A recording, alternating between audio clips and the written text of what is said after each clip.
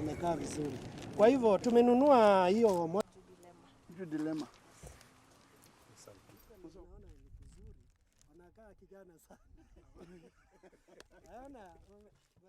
Na kama mimi naombanga msamaha, Mungu anisamee pia, na mimi nastahili kusamea. So niliwasamea wote na sina uhasama na mtu yeyote. Kwa hivyo hata tukikutania mahali, ningeomba sana tukule na tukunywe na wao na tuishi pamoja na tuendelee kujenga taifa yetu ya Kenya. Hiyo motorbike sio lazima wewe uendeshe. Unatafuta hawa vijana, unamwambia kwa siku akuletee 500. Hiyo ndio inakuanga ka contract. Anakuletea 500 kila siku.